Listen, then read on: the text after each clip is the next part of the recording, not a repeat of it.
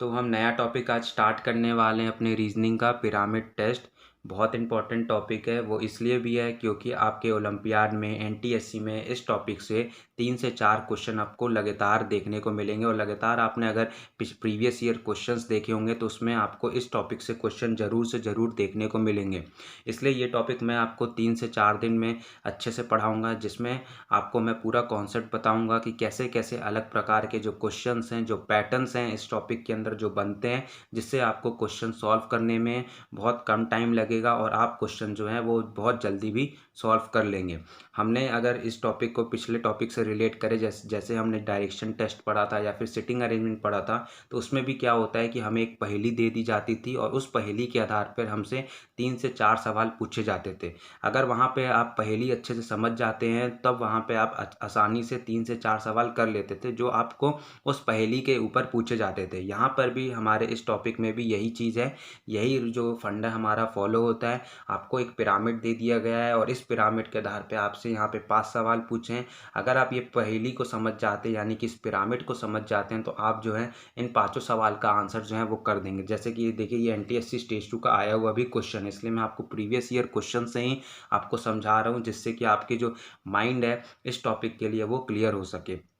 तो चलिए, तो इसमें पहले बता देता हूँ कि इसके अंदर हमें पढ़ना क्या क्या है। टोटल जैसा कि मैंने बताया 3 से 4 क्लास लूँगा, जिसमें मैं आपको दोनों पिरामिड जो इसके अंदर आते हैं इस टॉपिक के अंदर, नंबर पिरामिड और अल्फ़ाबेट पिरामिड, मैं दोनों पढ़ाऊँगा। कॉन्सेप्ट जो दोनों पिरामिड का सॉल्व करने का वो सेम होता है, लेकिन बस फ़र्क इतना है कि एक जगह नंबर्स होते हैं, हमारे काउंटिंग डिजिट्स होते हैं, चाहे वो 1 से 10 हो, चाहे वो 1 से 100 हो, और दूसरी तरफ हमारे यहाँ पे अल्फ़ाबेट्स होते हैं। तो ये जो फंडा जो है क्वेश्चन सॉल्व करने का वो सेम है, बस फ़र्क इतना है कि एक जगह अल्फ़ाबेट्स हैं और दूसरी जगह नंबर है। तो आज हम पढ़ेंगे अल्फ़ाबेट पिरामिड, ठीक है।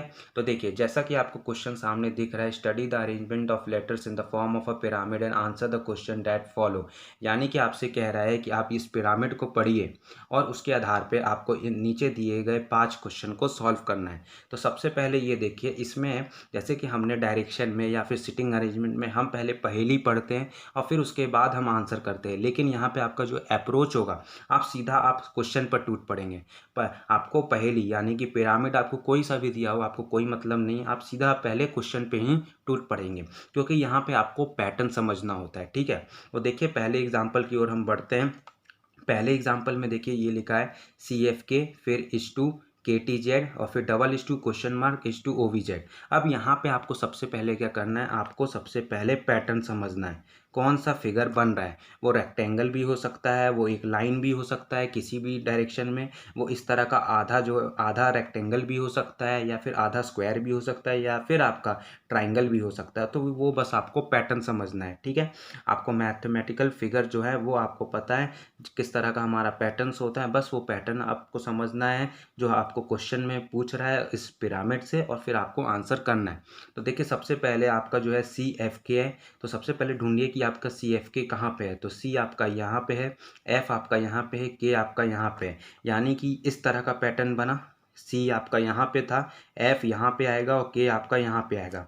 फिर उसके बाद जो KTZ है, यानी कि फिर इसी के से स्टार्ट है, जहाँ पे ये जो पहली वाली लाइन ख़त्म हुई, ये के था आपका, फिर इसी के से आपकी दूसरी वाली लाइन स्टार्ट है, KTZ, यानी कि ये देखिए KT और Z, यानी कि ये इस तरह का पैटर्न बना, ये इस तरह का पैटर्न बना, ठीक है। फिर उसके बाद क्वेश्चन मार्क है, क्वेश्चन मार्क के बाद ये OVZ है। OVZ कहाँ पे है, O आपका ये है, V आपका ये है, Z आपका ये है, ठीक है। तो OVZ आपका ये है, यानी कि जो आपका पैटर्न है वो आपका दूसरे वाले में जो $(?) के बाद जो है वो इस तरह का बन रहा है, जहाँ पे ये आपका O है और ये आपका Z है, ठीक है। अब देखिए, अब आपका जो है वो फिगर कब कंप्लीट होगा, जब आप इस फिगर में आप ये ड्रॉ कर देंगे, ठीक है। तो ये ड्रॉ करने के लिए आपको क्या करना पड़ेगा, अब देखिए, ये जो पॉइंट था, ये जो वर्टिसेस था, ये के दोनों में सेम था, CFK, और फिर जहाँ से ये लाइन ख़त्म हुई उसी पॉइंट से आपका जो दूसरी लाइन यहाँ पे स्टार्ट हुई थी, के से ही स्टार्ट हुई थी, KTZ।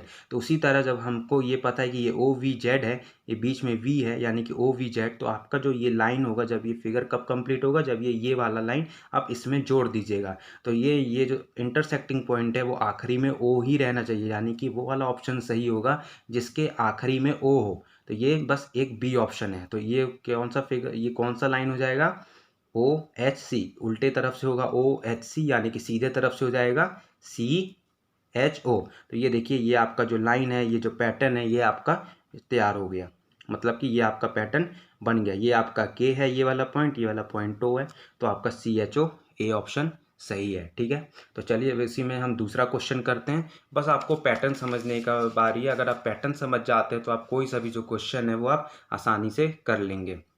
ये देखिए EFG। अब EFG कहाँ पे है? E आपका ये रहा, F आपका ये रहा, G आपका ये रहा, यानी कि ये इस तरह का पैटर्न बन रहा है। E आपका ये है, F आपका ये है, G आपका ये है। ठीक है, उसके बाद GMU, यानी कि G से ही जहाँ पे लाइन ख़त्म हुआ उसी पॉइंट से फिर जो लाइन है वो नीचे आया है, यानी कि GMU। ठीक है, अब उसके बाद जो है EKS। अब अगला वाले में क्या है? EKS, यानी कि EKS। तो आपका E ये है, ठीक है, ई आपका ये है, के और एस। ठीक है, ये आपका हो गया। तो EFG GMU, यानी कि ये जो फिगर बना है, ये देखिए आपका ई से ई के आपका यहाँ पे आएगा और एस आपका यहाँ पे आएगा। तो अब कौन सा लाइन आप जोड़ दीजिएगा कि जिससे कि ये फिगर जो है वो पूरा स्क्वायर बन जाए? तो ये वाला लाइन आपको जोड़ना है, यानी कि ये लाइन जो है वो यहाँ से जुड़ेगा। तो आपको पता चल गया कि आपकी स्टार्टिंग में एस होना चाहिए और आखिरी में यू होना चाहिए। तो ये वाला कौन सा ऑप्शन है? ऑप्शन बी सही है। कैसे? STU, तभी तो ये फिगर जो है वो स्क्वायर बन जाएगा, जिसके चार जो पॉइंट होंगे वो ई होगा, जी होगा, यू होगा और एस होगा। बस आपको ये पैटर्न समझना है और फिर उसके बाद आपको इस तरह का पूरा जो एक फिगर जो बनता है वो आपको बस वहाँ पे जाके वो लगा देना है। ठीक है, एक तरह से सिंपल हिंदी में इसको हम ऐसे कहते हैं। फिर उसके बाद अगला क्वेश्चन देखते हैं। ELU, ई आपका कहाँ पे है? ये रहा ई, उसके बाद एल, उसके बाद यू, यानी कि ये वाला ऐसा लाइन बना जहाँ पे आपका ई ये है, एल आपका ये है, यू आपका ये है। फिर उसके बाद ADI कहाँ पे है? ADI, यानी कि अब देखिए ई के बाद इधर समझिएगा, ये ठीक है दिख रहा है, ई के बाद, अब ई के बाद ALU। तो ए आपका कहाँ पे है? ADI, ELU के बाद ADI, यानी कि ए आपका कहाँ पे? ये देखिए ई के बाद ये बी को छोड़ के ए है, यानी कि यहाँ पे आपका बी है, इसको इस क्वेश्चन में काउंट नहीं किया। फिर उसके बाद ADI,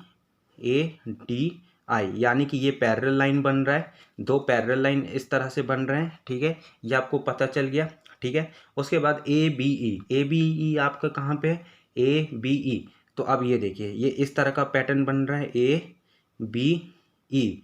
तो फिर उसके बाद आपका जो अगला जो है वो क्या होगा? यानी कि इसके पिछला वाला पूछ रहा है, तो पिछला वाला क्या होना चाहिए?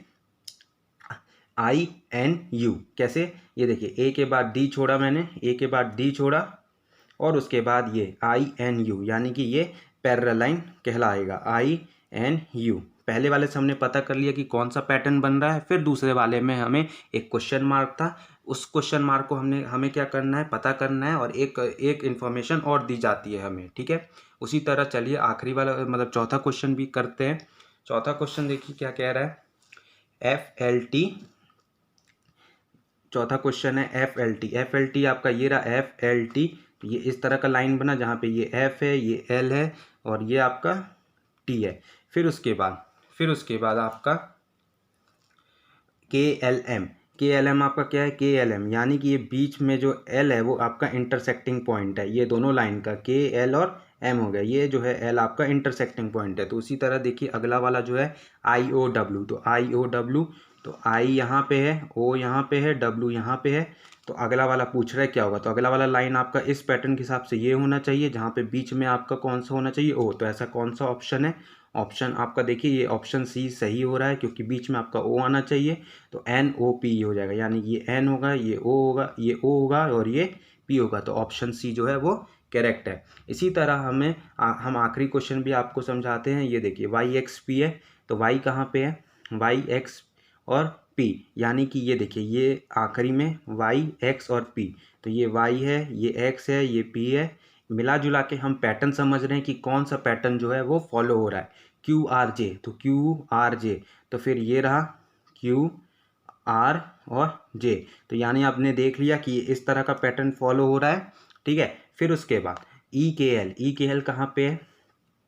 EKL, तो यानी कि ये देखिए ये इस तरह का है, E और K और L, यानी कि ये वाला पॉइंट और ये वाला पॉइंट आजू बाजू यानी कि जे और के आजू बाजू है। तो चलिए अब इसमें क्या हो जाएगा, तो ये फिगर क्या बनेगा, ये फिगर देखिए इस तरह से फिगर जो है पैटर्न जो है वो इस तरह का फॉलो हो रहा है, ये और ये हमको दे दिया है। तो अब हमारा क्या हो जाएगा फिगर पूरा कंप्लीट। जब आपका आप ये लगा दीजिएगा तो ये कौन सा लग जाएगा, पहले हमको दिया था वाई एक्स पी यानी कि पी के जो बगल वाला होना चाहिए वो बीच वाला यानी कि ओ, तो आई ओ एन। तो आई ओ एन कौन सा ऑप्शन है, ऑप्शन बी सही है क्योंकि आई ओ एन, क्योंकि ये ओ और पी आजू बाजू है, जैसे कि जे और के आजू बाजू है वैसे ही ओ और पी आजू बाजू है। ठीक है, तो मिला जुला के जो क्वेश्चन जो हमारा जो क्वेश्चन है सॉल्व करने का जो तरीका है, तो पहले तो मैं बता दूं कि चाहे आप अल्फ़ाबेट करें, चाहे हम अगले वाले वीडियो में मैं आपको नंबर पिरामिड कराऊंगा, हमारा जो सॉल्व करने का जो तरीका है वो सेम रहेगा। बस आपको पैटर्न समझना है कि फिगर पहचानना है कि वो स्क्वायर बन रहा है, पैरेलल लाइन बन रहा है, कि कौन सा, एक तरह से आप समझिए कि फिगर किस तरह का लॉजिक एक तरह से आप लगा सकते हैं, दिमाग यूज़ कर सकते हैं, कौन सा फिगर जो है वो बन रहा है। ठीक है, उसके बाद आप जो है पिरामिड से देख के जो है अब ऑप्शन वेरीफाई कर लेंगे कि हाँ ये वाला ऑप्शन जो है वो हमारा सही है। ठीक है, तो अगले वाले वीडियो में मैं आपको बताऊंगा नंबर पिरामिड पे, जहाँ पे थोड़ा सा और डिफिकल्ट जो, क्योंकि नंबर पिरामिड से जो क्वेश्चन है अल्फ़ाबेट पिरामिड के मुकाबले थोड़ा सा क्वेश्चन डिफिकल्ट आता है, इसलिए मैं आपको वो वाले वीडियो में थोड़ा सा जो है टफ लेवल के क्वेश्चंस थोड़ा सा कराऊंगा।